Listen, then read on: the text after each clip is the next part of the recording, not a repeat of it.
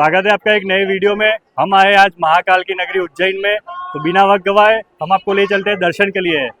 हर हर महादेव। हमने हमारा स्टे इंदौर किया था और मॉर्निंग में 5:30 बजे निकलकर 7 बजे महाकालेश्वर बाई कार आ गए थे। यहाँ पर मंदिर के एंट्रेंस में एक बड़ा सा अंडरग्राउंड पार्किंग एरिया है, जहाँ हमने हमारी कार को पार्क कर दी। पार्किंग एरिया से मंदिर के रास्ते जाते वक्त आपको काफी ऐसी शॉप्स मिलेगी जहाँ से आप ये अपने लिए 100 रुपीज में ये साफा भी ले सकते हो। थोड़े ही आगे जाते आपको दोनों बाजू शॉप्स मिलेगी जहाँ से आप अपने लिए प्रसाद और पूजा का सामान वगैरह भी ले सकते हो। अगर आप ये शॉप में से कहीं से भी आप प्रसाद वगैरह लेते हो तो यहाँ अपने जूते निकाल कर भी आप शॉप में रख सकते हो। जैसे ही आप मंदिर में एंटर होते हो तो आपको एक बड़ा सा परिसर दिखेगा और सामने ही आपको शीघ्र दर्शन के लिए काउंटर भी दिखेगा।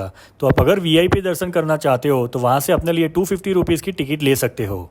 शीघ्र दर्शन के बाजू में ही लग के एक अवंतिका द्वार है जो उज्जैन शहर के नागरिकों के प्रवेश के लिए बनाया गया है। अगर आपको भस्म आरती के लिए बुकिंग करवाना है तो लेफ्ट हैंड साइड में एक बड़ी सी बुकिंग ऑफिस है जहां से आप अपने लिए बुकिंग कर सकते हो। अगर आप भस्म आरती के लिए ऑनलाइन बुकिंग करना चाहते हो तो श्री महाकालेश्वर.com वेबसाइट पे जाके भी आप कर सकते हो। मंदिर के परिसर में ही 2 बड़े LED स्क्रीन लगाए गए हैं जहाँ से आपको मंदिर में गर्भगृह के सीधे महाकाल के दर्शन भी हो सकते हैं। आप देखो पब्लिक तो है पर ये पूरी मूविंग लाइन है तो इतनी गिरदी नहीं है। देखो ये लाइन लगी हुई है दर्शन के लिए। तो ये मंदिर के मेन पार्ट में हमने एंट्री ले ली है।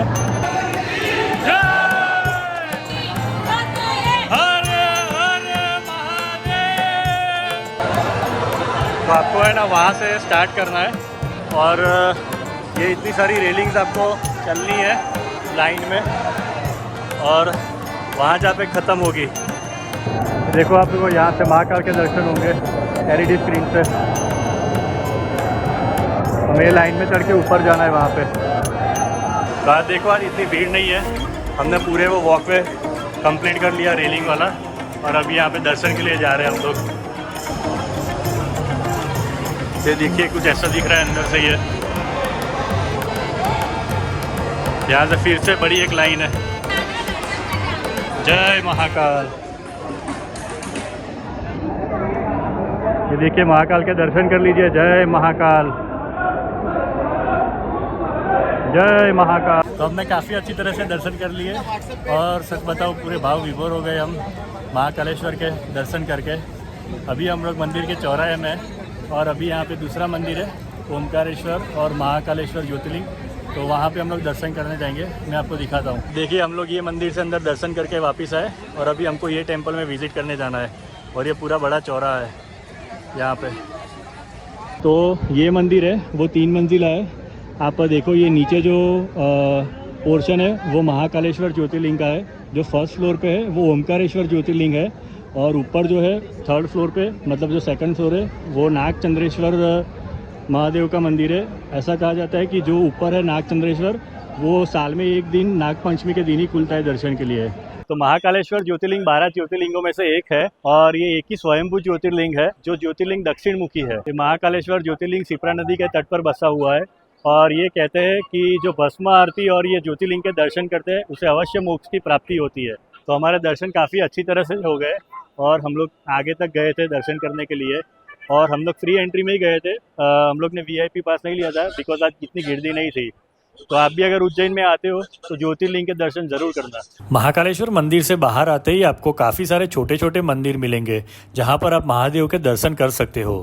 ये सारे मंदिर आपको काफी प्राचीन और पुरानी संस्कृति के प्रतीत होंगे।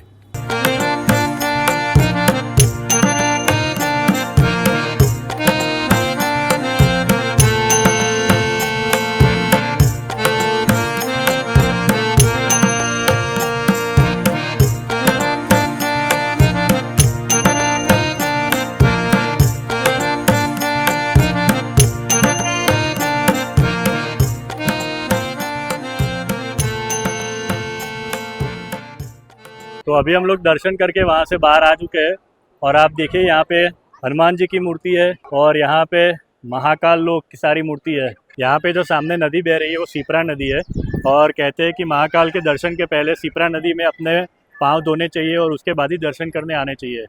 और ये एक पुल बन रहा है यहाँ पे जो एक बार कंप्लीट हो गया उसके बाद वहाँ से ये नदी से आप ऊपर चल के यहाँ पे आ सकते हो।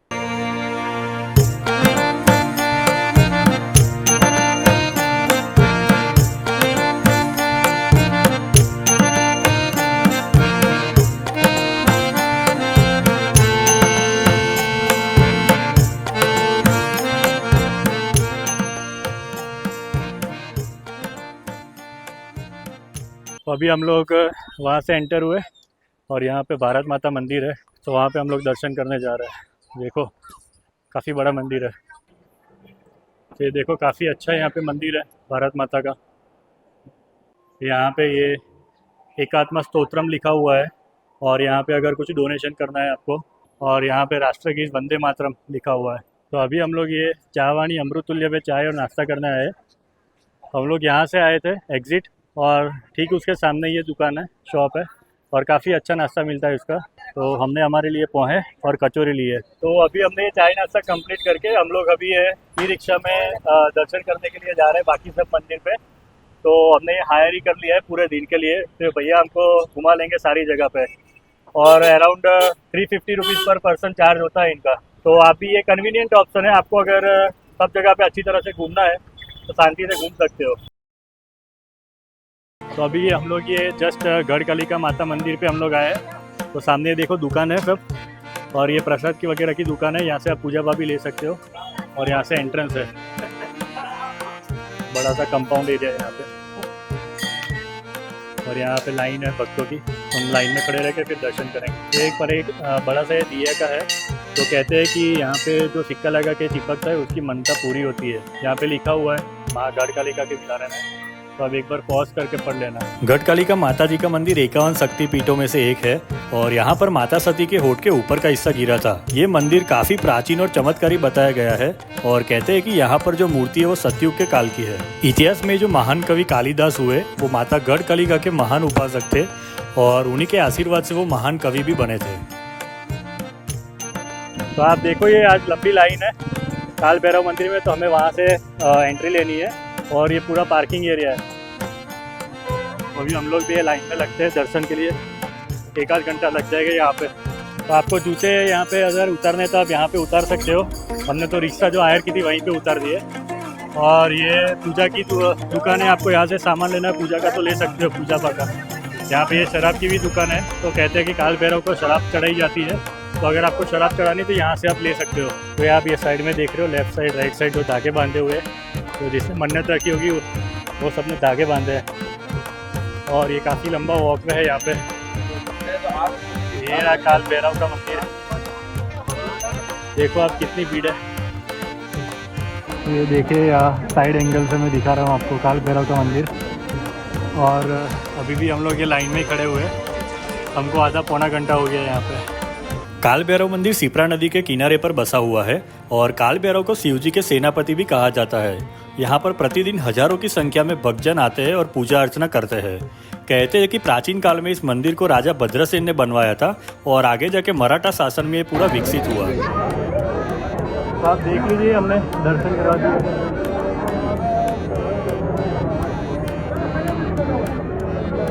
तो हमने दर्शन कर लिया, हमें अराउंड 1 घंटा लगा पूरी लाइन में खड़े रहते, और धूप भी है, अभी नीचे पाँव जल रहे हैं। और आशा करते हैं कि आपने भी अच्छी तरह से दर्शन किए होंगे। मैंने पूरी कोशिश की अंदर से आपको दिखाने की। तो अभी हम लोग ये आए सिद्धवत माता के मंदिर में, ये बाहर बड़ा सा चौराहा है। तो आप ये देखिए, हमने वहाँ से एंट्री की थी और हमें यहाँ जाना है। तो ये माता पार्वती का मंदिर है, और ये मंदिर श्राद्ध और तर्पण विधि के लिए काफ़ी जाना जाता है। मैं आपको भी दिखाता भी हूँ कि यहाँ पे ऑलरेडी तर्पण विधि वगैरह चल रही है। और कहते हैं कि यहाँ पे बनियन ट्री है जो बहुत प्राचीन है, और माता पार्वती ने ये यहाँ पे वो पेड़ लगाया था। और भगवान श्री राम ने भी अपने पिता दशरथ की जो तर्पण विधि थी, श्राद्ध विधि थी, वो भी यहीं पे की थी।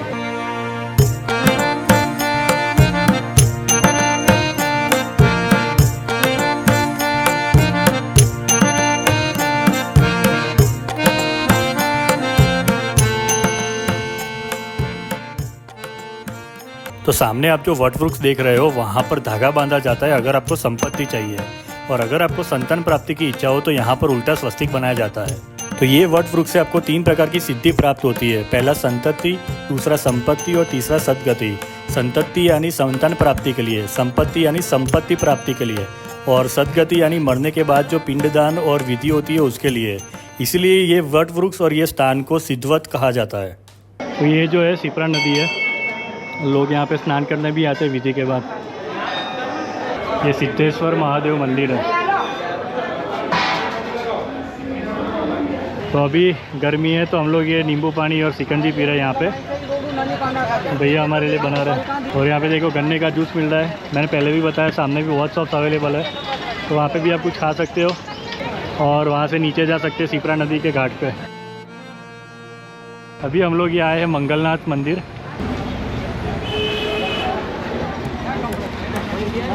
तो आप ये देखिए सामने बड़ा चौराहा है यहाँ पे भी, और यहाँ पे भी सामने जूता का स्टैंड है, वहाँ जूता लगा देंगे हम लोग। तो कहा जाता है कि मंगलनाथ मंदिर है वो मंगल ग्रह का जन्म स्थान है और यहीं से मंगल ग्रह की उत्पत्ति हुई थी, और जिसकी भी कुंडली में मंगल का दोष हो उसकी पूजा यहीं से होती है और निवारण यहीं होता है। और हर मंगलवार को यहाँ पे भक्तों की विशेष भीड़ रहती है। तो कहा जाता है कि 6 बजे यहाँ पे मंगल आरती होती है और 6 बजे का जो प्रसाद होता है वो यहाँ पे जो पक्षी और तोते होते हैं वो स्वयं यहाँ पे खाने आते हैं। तो कहा जाता है कि अगर प्रसाद में थोड़ी सी भी देरी होती है तो यहाँ जो पक्षी होते हैं वो शोर मचाने लगते हैं, और काफ़ी लोग यहाँ पे ऐसा मानते हैं कि ये जो प्रसाद खाने आते हैं वो स्वयं मंगलनाथ महादेव यहाँ पे खाने के लिए आते हैं।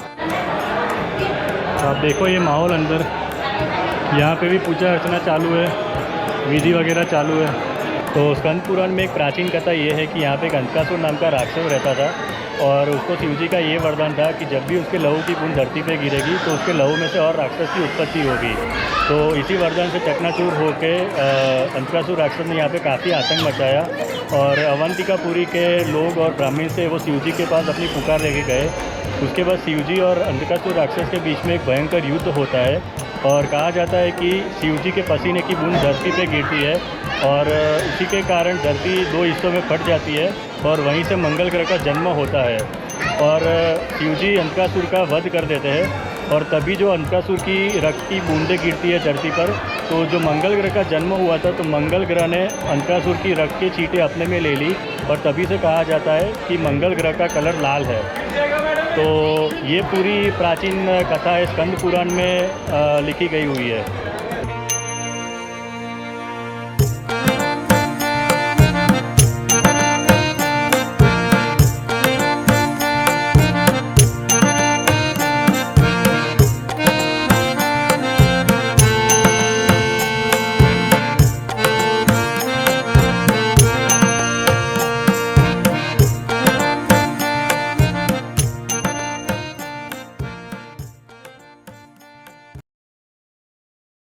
तो अभी हम लोग आए महर्षि सांदीपनी आश्रम, जो कृष्ण और सुदामा का विद्या स्थल था।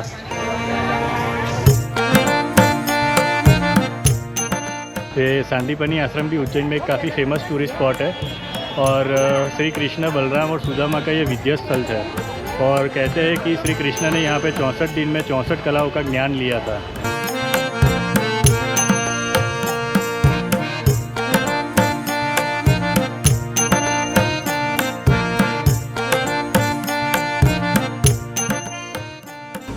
पर हरिहर मिलन हुआ था। द्वापर में जब पंचमामा का वध करने के बाद भगवान कृष्ण यहाँ पढ़ने आए, उनका स्वागत किया था महादेव ने। महाकाल स्वयंभू इस लिंग से प्रकट होकर खड़े हो गए थे। गुरु जी भी खड़े थे। नंदी कैसे बैठ सकता था, इसलिए खड़े नंदी है।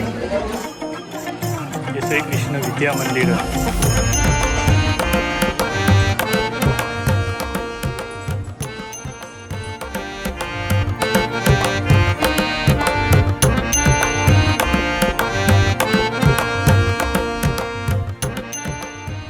तो ये पूरा सांदीपनी आश्रम है, और यहाँ पे श्री कृष्ण की 64 कलाओं का वर्णन किया गया है। और ये पूरा गोमती कुंड है। कहते हैं कि श्री कृष्ण ने अपने गुरु सांदीपनी के लिए ये गोमती कुंड बनाया है, तो अपने गुरु को कहीं और जाने की ज़रूरत ना पड़े, और सांदीपनी गुरु फिर यहीं पे गोमती कुंड में स्नान करते थे। तो अभी जो मैंने आपको सर्वेश्वर महादेव का टेम्पल दिखाया, कहती कि वो 6000 साल पुराना है, और सांदीपनी गुरु यहीं पे पूजा अर्चना करते थे। तो कहते हैं कि कुबेर जी स्वयं श्री कृष्ण की गुरु दक्षिणा देने सांदीपनी गुरु के पास आए थे, लेकिन सांदीपनी गुरु ने मना कर दिया। तो श्री कृष्ण ने शंकासुर से युद्ध करके गुरु के मरे हुए पुत्र को जीवित करके गुरु को अपनी गुरु दक्षिणा दी थी। तो यहाँ पे आप देख सकते हो कि जो श्री कृष्ण ने 64 दिन में 64 कलाएँ सीखी थी, उसका यहाँ पे वर्णन किया गया है चित्रों के द्वारा। तो अभी दोपहर के 2:30 बजे है और हमें लगी है भूख। तो हमें यहाँ पे जो फेमस लंच मिलता है दाल बाटी बाफला वो खाना है। तो कोई अच्छी सी रेस्टोरेंट पे जाएंगे और आपको भी दिखाएंगे। तो ऑटो वाले भैया हमें यहाँ पे राधा माधव रेस्टोरेंट पे लाए, जहाँ पे दाल बाटी बाफला काफ़ी फेमस है। तो हम लोग जाते हैं और टेस्ट करते हैं। तो आप ये देखो, ये 190 में शाही थाली मिल रही है दाल बाटी बाफला की। तो आप ये देखो कि यहाँ ऐसा नहीं है कि हर एक को एक अलग अलग टेबल दिया गया है। जैसे वो प्रसाद के लिए बैठते हैं ना, तो पूरा एक ही टेबल है और आपको साथ में ही सबको बैठना पड़ता है। ये अच्छा लगा, काफ़ी अच्छा है ये अरेंजमेंट। तो हमारी ये थाली लग गई है, ये 190 में अनलिमिटेड है। ये मटर पनीर की सब्ज़ी है, ये दाल है, ये कढ़ी है और ये बाफला है जो गेहूँ और मकई के आटे के साथ में बनता है और एक रोटी है। ये पूरी अनलिमिटेड थाली है। तो हमने लंच कर लिया और काफ़ी अच्छा था। भैया ने अच्छी होटल सजेस्ट की थी, तो आप भी वहाँ पे लंच ज़रूर करना, मैं 100% रिकमेंड कर रहा हूँ। और भैया ने हमको काफ़ी अच्छी तरह से घुमाया आज। तो मैं इनका नंबर भी डिस्क्रिप्शन में डाल दूँगा, तो आप अगर उज्जैन में आते हो तो भैया से डेफिनेटली कांटेक्ट कर सकते हो। ठीक है, चलो थैंक यू भैया। तो ये हर सिद्धि माता टेम्पल में है हम लोग और यहाँ पे रात को 7 बजे आरती होती है। तो अंदर कैमरा और मोबाइल अलाउड नहीं था, तो मैं आपको अंदर से दर्शन नहीं करवा पाया। बट अभी हम लोग ये मंदिर की प्रदक्षिणा कर रहे हैं। ये हर सिद्धि माता पार्वती माता का मंदिर है और यहाँ पे माता सती की कौनी गिरी थी एल्बो, इसलिए इसे शक्तिपीठ में गिना गया है। और यहाँ पे नवरात्रि में काफ़ी भीड़ वगैरह होती है भक्तों की। तो अभी हम लोग ये शिप्रा नदी के तट पे आ गए, राम घाट पे आरती अटेंड करने के लिए। और अभी 5:30 है, 6:30 को आरती स्टार्ट होती है।